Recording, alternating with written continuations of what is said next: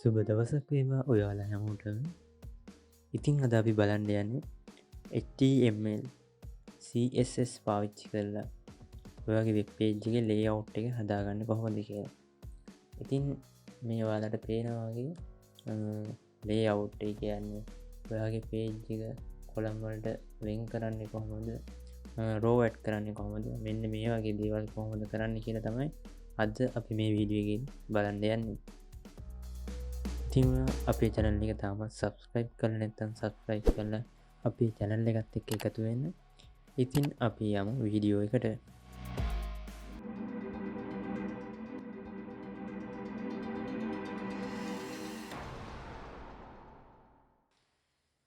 ඉතින් මේ විදිහට අපේ page එක කොලම් වලට බෙදා ගන්න ක්‍රම කිහිපයක් තියෙනවා. ඉතින් අද අපි මේ වීඩියෝ එකේදී බලන්න යන්නේ ඒ වගේ එක ක්‍රමයක් ගැන. ඉතින් මේකට අපිට ටේබල් එකක් යූස් කරලා මේ විදිහට කොලම් ඇඩ් කරන්න පුළුවන්. ඒ වගේම රෝස් ඇඩ් කරන්න පුළුවන්. ඉතින් මම අදාගත්ත වෙබ් පේජ් එකක් ඔයාලට බලන්න පුළුවන් empty එකක්. ඉතින් මම මේකේ basic HTML ටික ඇඩ් කරගන්නවා. ඉතින් මේ පේජ් එකේ තියෙන හැටියට අපි ටේබල් එකට රෝස් එකක් සහ කොලම් තුනක් ඇඩ් කරගන්න ඕනේ. ඉතින් මේකෙදී අපිට මුලින්ම ටේබල් එකක් ඕපන් කරගන්න පුළුවන්. මෙන්න මේ විදිහට ටේබල් කියන ටැග් එක පාවිච්චි කරලා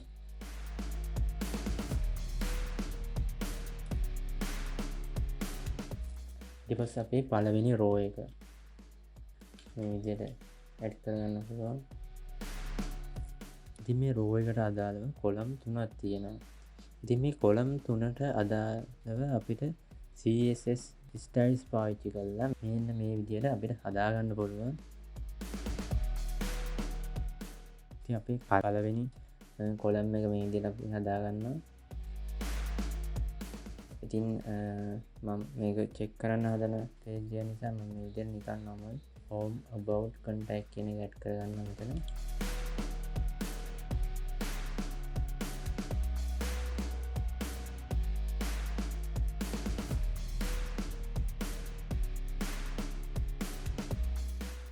ඉතින් මේ විදිහට අපේ පළවෙනි කොලම් එකේ details ටික ඇඩ් කරගත්තා.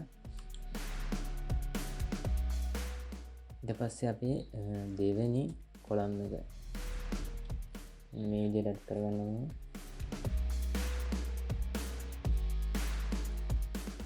ඉතින් ඒකේ මුලින්ම ඔයාලට බලා ගන්න පුළුවන් මෙන්න මේ image එක.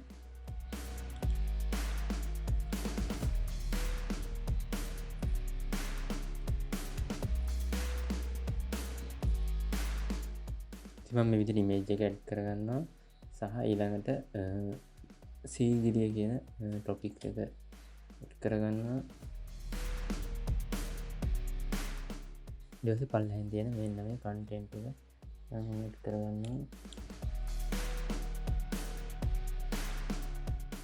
ඉතින් මේ විදිහට දෙවෙනි කොලම් එකට අදාළ details ටික ඇඩ් කරා. ඊට පස්සේ අපිට අදාළ තියෙන්නේ තුන්වෙනි කොලම් එක. මම මේක මෙන්න මේ විදිහට ඕපන් කරගන්නවා. TD එකක් ඇඩ් කරලා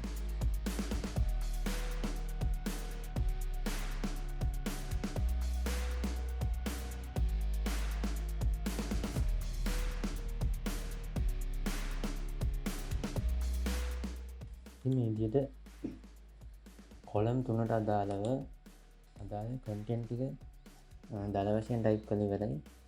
ඉතින් මේක අවුට්පුට් එක බලලා අපිට මේකෙම තියෙන විදිහට හදාගන්න පුළුවන්.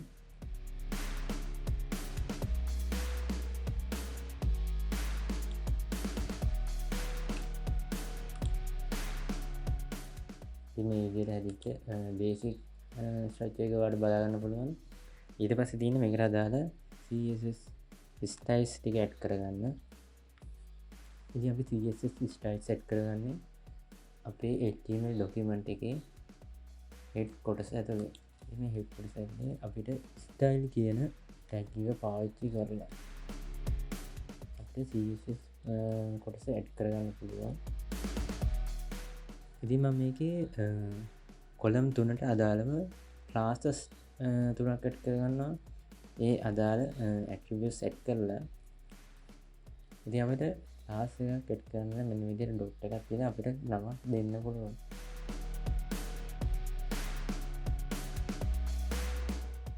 ඉතින් මේකේ පළවෙනි විදිහට මම column 1 කියලා හදාගන්න ක්ලාස් එකක්. ඊට පස්සේ මේකට අදාළ CSS styles එක add කරගන්නවා. ඉතින් අපේ මේක හැටියට background color එකක් add කරගන්න පුළුවන් අපිට කොළ පාට. ඊට අපේ background කියන එක පාවිච්චි කරන්න පුළුවන්.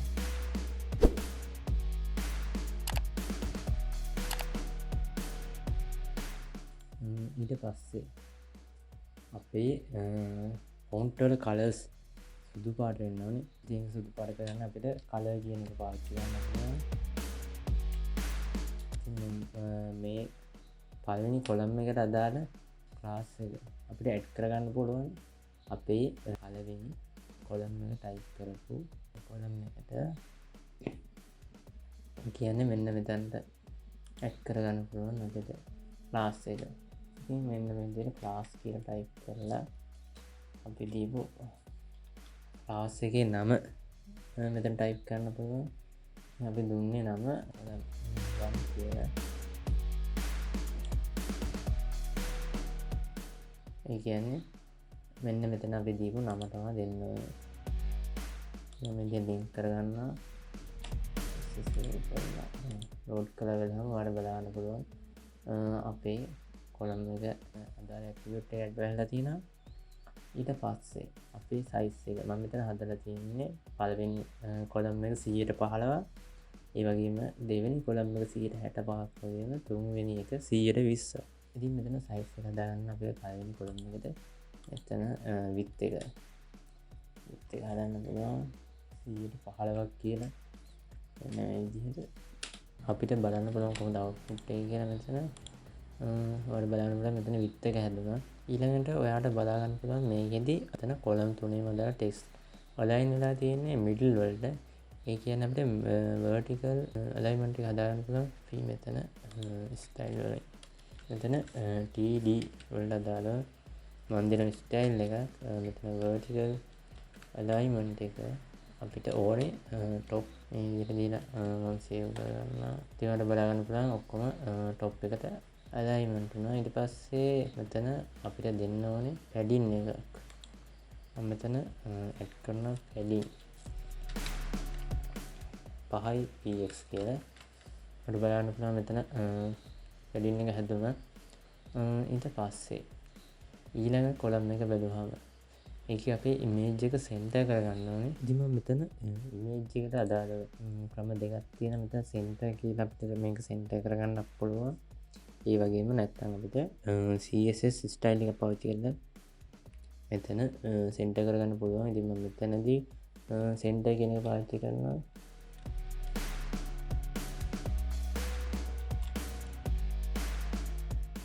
ඉතින් බලන්න පුළුවන් මෙතන image එක center වුණා.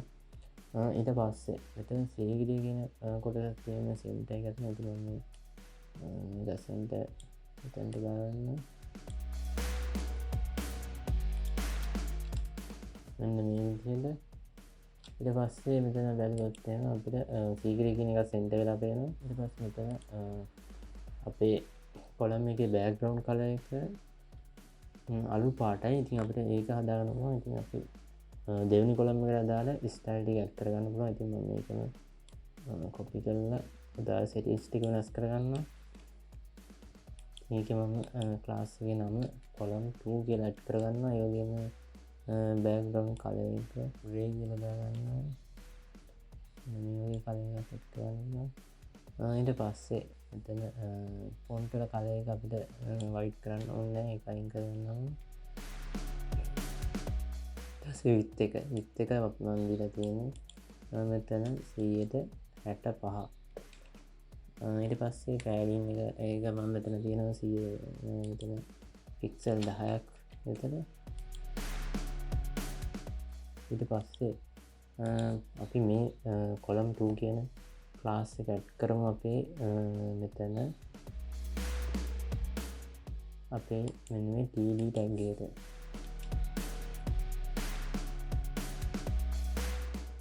මම මේක සේව් කරලා මෙතන ලෝඩ් කරලා බලනවා. එතකොට ඔයාලට බලන්න පුළුවන් මෙතන සීගිරිය කියන එක අර විදිහට හැදිලා තියෙනවා. ඊට පස්සේ අපිට හදාගන්න තියෙන්නේ මෙන්න මේ තුන්වෙනි කොලම් එක. ඉතින් තුන්වෙනි කොලම්ෙන් ගත්තාම ඒක තියෙන මෙන්න මේ විදිහට බ්ලූ කලර් එකක් පිට කරගන්න. ඉතින් මම ක්ලාස් එකේ නම් විදිහට වෙන කොලම් 3 කියලා ඒ වගේම මෙතන width එක වෙනවා 120ක් කියලා. මේ padding එක මේ විදිහට මේ padding එක 10යි පික්සල් කියලා තියෙනවා. අපි settings එකකට අදාළව ඉතින් මෙතන background color එක අපිට blue කරලා හදාගන්න පුළුවන්. මෙතන මේ විදිහට blue දීලා මෙතන මේ විදිහට අපිට කැමති color එක set කරගත්තා හැකි. ඊට පස්සේ මම මෙතන column 3 කියන එක අපේ මෙන්න මේ td කියන එකට අදාළව add කරගන්න class එකක් මෙන්න මේ විදිහට දාලා ඊට පස්සේ මේක save කරලා මම මෙතන reload කරලා බලනවා. අර බලන්න පුළුවන් මෙතන color එක තව පොඩ්ඩක් වෙනස් කරනවා විදිහට.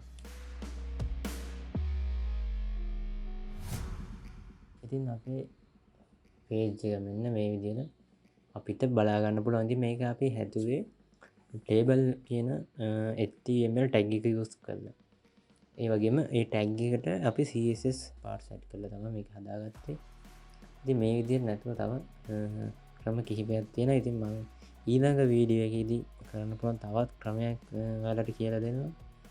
ඉතින් මම හිතනවා ඔයා html ගැන basic ඉගෙන ගන්න කෙනෙක් නම් ඔයාලට මේක ගොඩක් වැදගත් වෙන්න ඇති කියලා.